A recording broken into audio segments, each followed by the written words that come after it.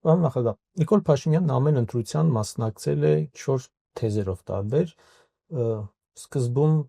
թալանի վերադարձ էր, արդարության հաստատում էր, տնտեսական հեղափոխություն էր, խաղաղության դարաշրջան էր։ Մենք տեսանք, որ այդ ոչ մեկ իրականում կյանքի չկոչվեց, տեղի չունեցավ։ Հիմա այս ընտրություններին էլի ըստ երևույթին մասնակցել են թալանի վերադարձ թեզով։ Ես խնդրում եմ ձեր գնահատականը սրան, երբ որքանով իրատեսական հաշվի առնելով որքանով իրատեսական կոռուպցիայի դեմ պայքարը ՔՊԻ տեսանկյունից, որտեղ մենք տեսնում ենք մշտական կոռուպցիոն դրսևորումներ, մենք տեսնում ենք անիվ, մենք տեսնում ենք քաղաքացիական պայմանագրի այսպես կոչված դրամահավաքներ եւ բազմամիլիոնանոց փոխանցումներ շատ կասկածելի,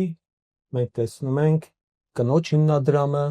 եւ այս պարագայում եկել թալանի մասին խոսակցություն ու այդ թեզով գնալ ընտրությունների։ Ես հիշեցնեմ հենց Նիկոլ Փաշինյանի թեզերը 18 թվականի։ Ինչ էր ասում։ Ասում էր մենք ունենք փայլուն ժողովուրդ, կիրթ, խելոք,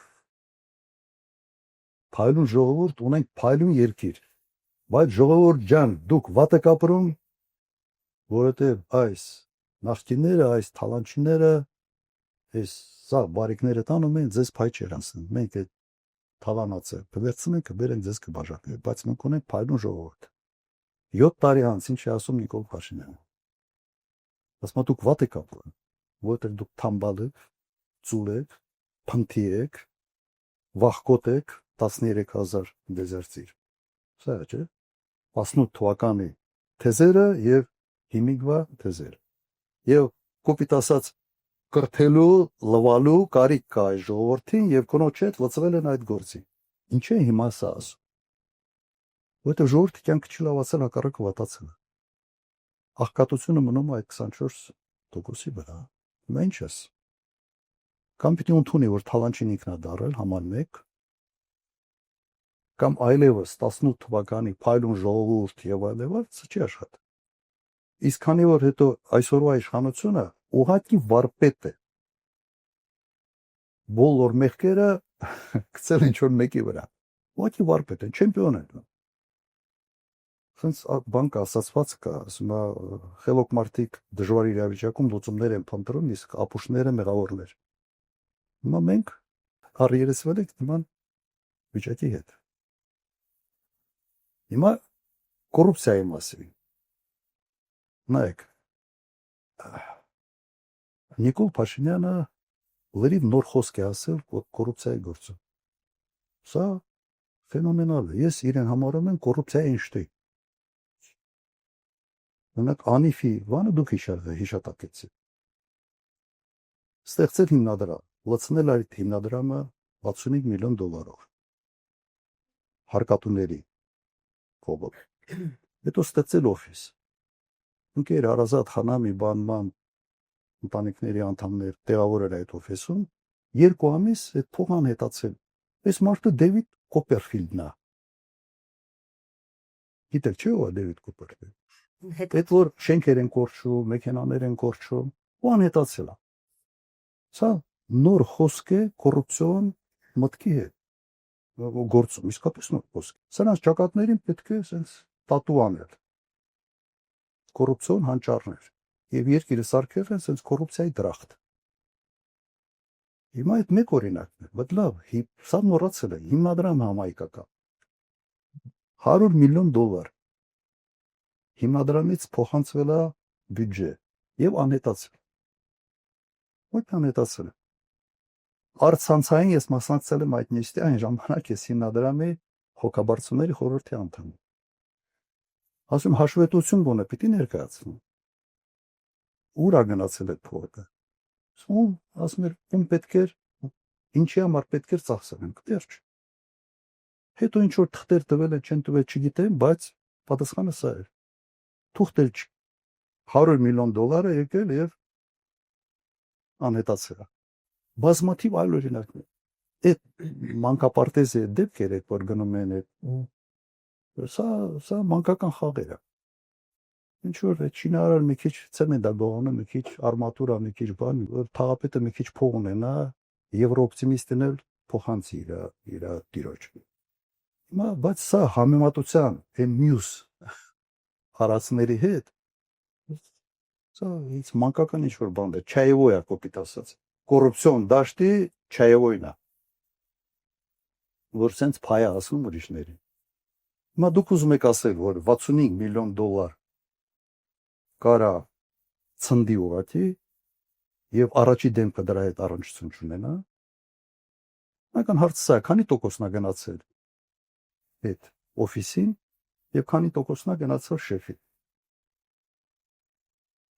Ես մի քիչ այլ փորձեմ նայեք, լայն ավելի այս հարցին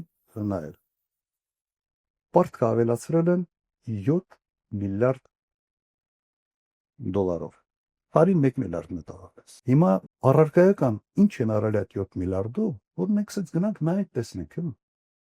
Ասենք այս սա է կառուցվել, սա է կառուցվել, սա է կառուցվել, բան չկա։ Ասֆալտ մի քիչ։ Այդ էլ ամեն տարի իմ ժամանակ ասֆալտ որ անում են, հետո ռեմոնտը 8 տարի հետո պիտի լինի, նորմատիվը սա է։ Հիմա մեր ժողովուրդը սովորել է, արդեն երևի գիտի թե ամեն տարի պիտի ռեմոնտ անես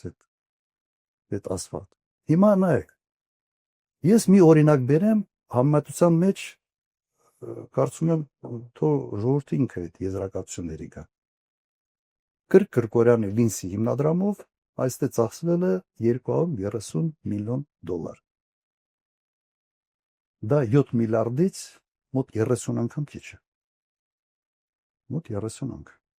Հիմա Երևանում ամեն քալափոխի ես կարող եմ ցույց տալ, թե ինչ արվել 230 միլիոն դոլարով։ Օրինակ Երևանում թատրոններն է վերամրոքվել, Սաց օպերայի եւ ֆիլհարմոնիկ եւ մյուս թատրոններ, թանգարաններն են կապիտալ վերանորոգվել։ Մի այդ Սարալանջի ճանապարհ ամբողջությամբ նոր ճանապարհ, թունել է, հրապարակի տեսքն է վերապով։ Մոտ մի 10 փողոց կապիտալ վերանորոգվել է։ Դրան գումարենք Գյումրի, Թաղամասեր, Սպիտակի ամբողջ կենտրոնը, դրան գումարենք Սելիմի ճանապարհը, լիքը բաներ։ Արդեն չեմ էլ կարող այդ հիշողության բազած չի երիքում սենց բաներ, այդ ցավալը այդ ամբողջը հիշը։ Ամեն քալափուխը տեսնում ենք, թե 230 միլիոն դոլարով ինչ է կարելի անել։ Հիմա 30 անգամ շատ փողով ինչ մարդ հարց չի առաջանում։ Սա այն որ ասում կոռուպցիոն մտքի թռիչք եղավ։ Ուրիշ ծավալների, ուրիշ դաշտի մեջ են մտել, սենց տիեզերական ինչ որ բաներ։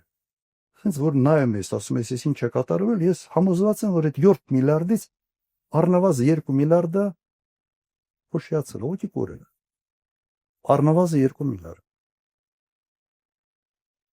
Եվ իմ հետևությունը սա, ես հիմնավոր կասկած ունեմ, որ այսօր Նիկոլ Փաշինյանը Հայաստանի Հանրապետության ամենից հարուստ մարդն է։ Ես իրենից մի 10 անգամ, 15 անգամ չգիտեմ որտեղ է, նույնիսկ ասում դաժե обидно։ Այսօր սա հիմա թող ուրիշ բան ապացուցեն, թող ցույց տանք ինչ են։ Եվ այս ամենը բացահայտվելու է 1 տարի հետո։ 2-ից 4 ամիս ժամանակապետք լինելու, որ շոու դառնա ուրիշ ձև։ Սա ժողովուրդը կարա պոպկորնով նայի եւ հիանա, ազնի եւ հեղափոխականների կոռուպցիոն մտքի թռիչքով է սարնել։ Սա փաստերն է։ Եվ վերլուծությունը եւ համատականները։ Երևանը փոքր քաղաք, այնց մեծ չի, Հայաստանի համար մեծ է։ Չէ, դուք չեք լսել ինչ արժի շինթույլտվությունը։ Սա լսել։ Հիմա մի անձրև է գալիս քաղաքը բանա Վենեցիկն է դառնում։ Okay եք սրա հետ։ Եվ հիմնականում այդ անիֆի այդ հրաշքը անողը հիմա Երևանում է հրաշքել գործում։ Ժողովուրդը okay է դա։ Ինչ է։ Անկամ կուսակցությանը արված դրամահավաքի շատ կասկածելի դեպքերով, որ քրեական գործեր էլ կարծես թե տեղից չշարժվեցին, չեղան, ասացին դատախազությունը աչք փակեց այդ ամենի վրա, այսինքն այդ կոռուպցիան արդեն կուսակցական մակարդակ կոռուպցիան համատարած դրսևորում։ Բայց հիմա ինչի են աշխուժացրել այդ թեման։ Իմ գույքի թեմա, չէ։ Սենց են նկարում, հետո ձախից աչ են նկարում, աչից ձախ են նկարում, то վերևից ներքև, ներքևից վերև, բայց բովանդակությունը մնում է, հեքիաթային պատմություններ։ Հետո օդից են նկարում, դրոն են բարձրացնում, հետո ինչ որ ում հետ ինչ կապ ունեն, փորձում են իմանոնս, ինչ ուրիշի համար հաղորդում են պատրաստում, դատախազությունը մեկնաբանում է, ուրիշի մասին է, ուրիշի քրեական գործի մասին է, կեսի մասին է։ Որ կապ չունեմ այդ քրեական գործի հետ, նույնիսկ վկա չէ։ Մասա